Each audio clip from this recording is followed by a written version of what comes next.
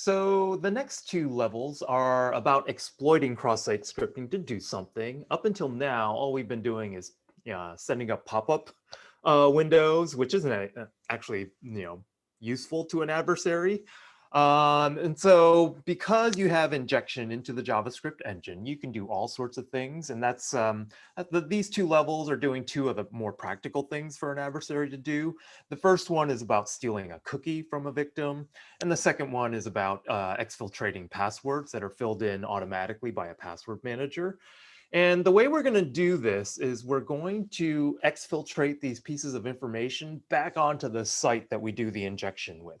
Now, typically, you would want to do this in a little bit less noisy of a way, but it's just easier for us to exfiltrate it back onto the site rather than to exfiltrate it on to another tool or we don't, I don't want you to have the burp collaborator stuff or to have to run a DNS server to figure out what the exfiltrated cookie is. We're just going to submit the exfiltrated data right back onto the site itself and then be able to solve the level.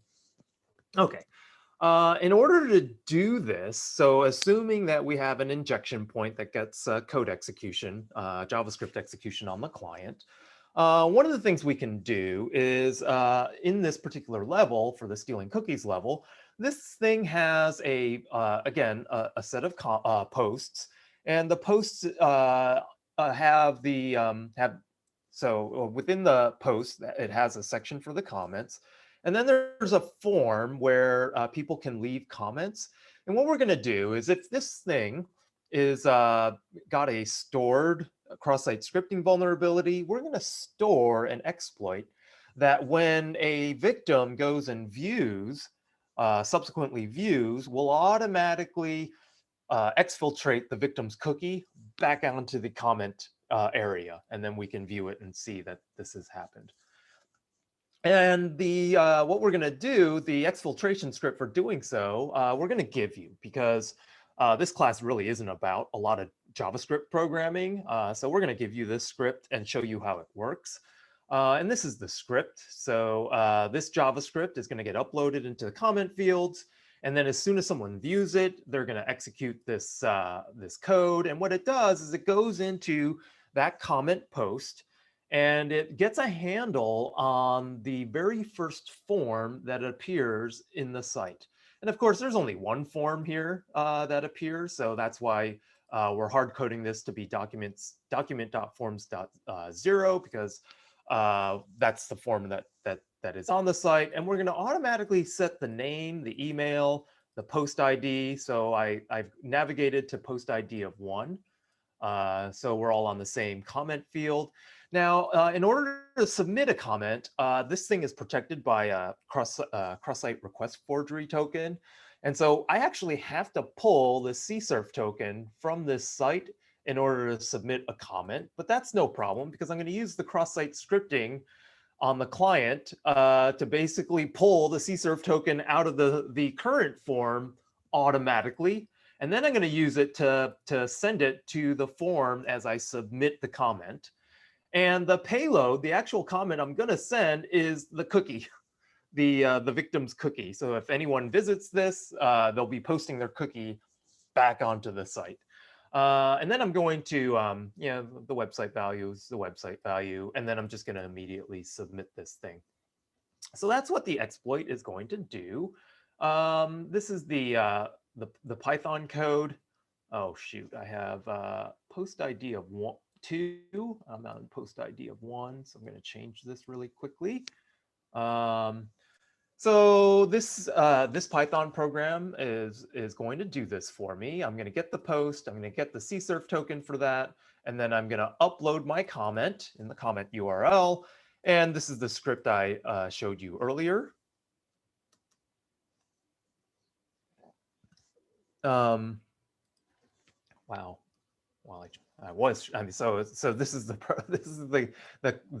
payload I'm going to upload. And then I'm going to upload this thing, and then I'm going to visit the page in a browser, and I'm going to hit stop very quickly in order to see my own cookie show up, because what's happening is I have to race against this form being submitted. So I want to see the payload, but I don't actually want to keep on submitting it because it will quickly send me over to thanks for submitting your comment. And so that's what I'm going to do. I'm going to visit the page in the browser after I do this upload, and then I'm going to hit stop quickly. So let me execute this. Oh, I first need to give it the site. So I need to go back here, copy the site.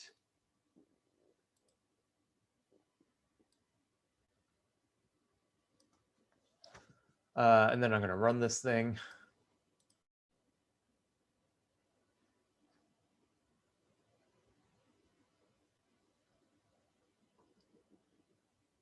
Okay, so then I'm going to reload this. And as soon as it loads, I'm going to hit stop quickly, and we'll see what shows up in the form field.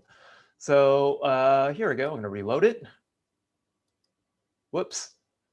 Well, I didn't hit stop quickly enough, but you can see this is the this is the this is the victim going to this blog post, viewing it, and then popping out both the session cookie and the secret cookie that you can use to basically impersonate the victim on this site. And that's what they end up wanting you to do.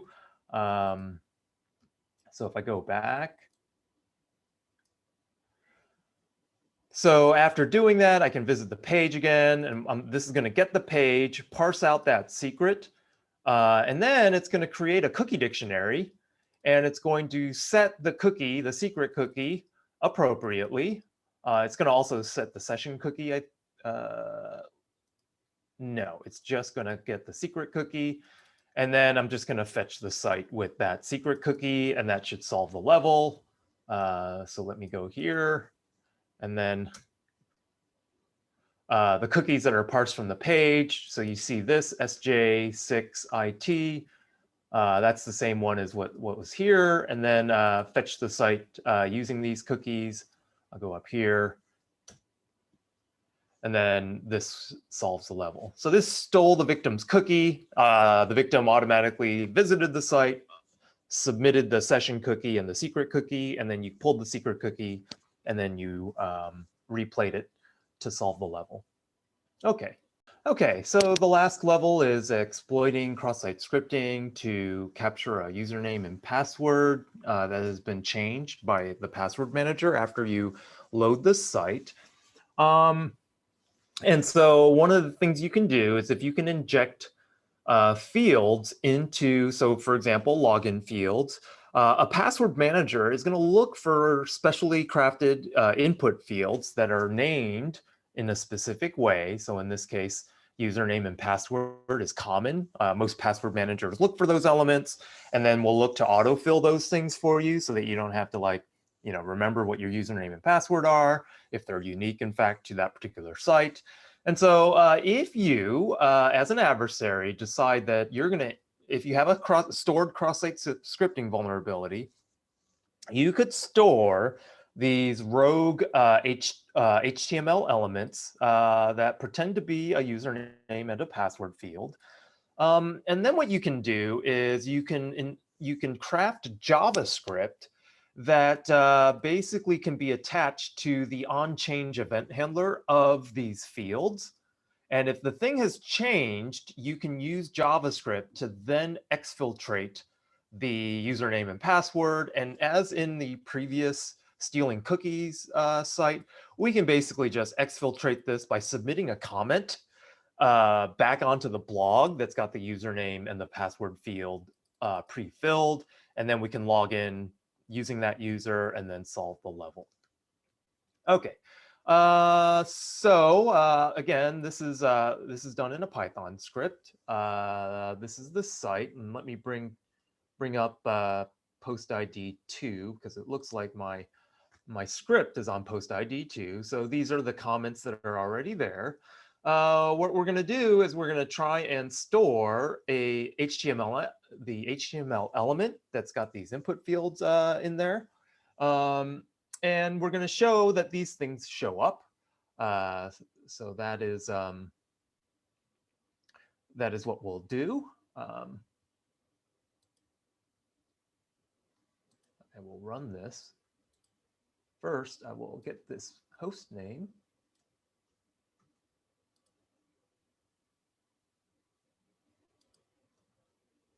And then let me run this.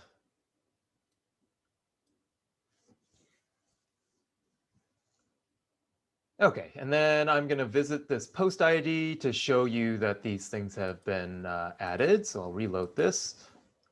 And you see a username field and a password field here. And I'm going to apologize for the fact that I've got LastPass giving me stuff over here. And so you can see these are the things that you just injected. The username and the password field show up. And then you can actually inject JavaScript now, and then wait for these two fields to be autofilled by your password manager or the victim's password manager in this case. So that's just a demonstration that shows you can actually get those elements placed into the comment area. But we want to do something different, and I'm going to do this on a different field because I already injected the username password fields in one post. So I'm going to use post ID 4 in this case. And what I'm going to do is not only am I going to input or inject these fields, but I'm going to establish an onChange handler. And on change, I'm going to execute this JavaScript. And this JavaScript is similar to the stealing cookies JavaScript. Automatically fills out the email, the name, and then it sets the comment value to be whatever is in the username value field, and whatever is in the this dot value is actually the password field. And then it's going to set the site to foo.com, and then it's going to submit this thing. So sorry, this isn't formatted that well. But when I submit this, if the victim goes ahead and visits this site and then has a password manager fill in those fields, automatically the username and password fields will be submitted back onto the site as a comment. And that's what we're going to see happen. So let me hit return on this.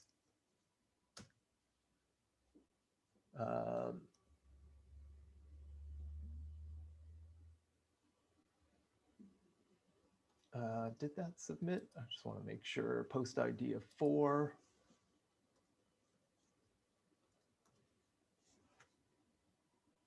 No, not yet. So I have to hit return. And you can see that, well, you can't see what happened in the code because I didn't show you this part of the code. So I do that. So I do the post. That's what this thing is. I submit the comment, and then I immediately get the post. And so the level is programmed for the victim to go immediately retrieve the comment after you've posted something onto that URL. And then what it does is it looks to see if and in this case, there's an administrator account, and then it prints out the credentials from that page. And if I go here and I reload this thing, you can see that you can see that that post is here. And then this is the form. So I initially posted the comment, and then this is from the person visiting. And I think if I reload this again, my own, no, I don't have my own. Well, I don't have a password manager here running, so it wouldn't change the fields. But the victim has a password manager, fills in the field, and then you get these credentials, and then that allows you to log in and solve this level on your own.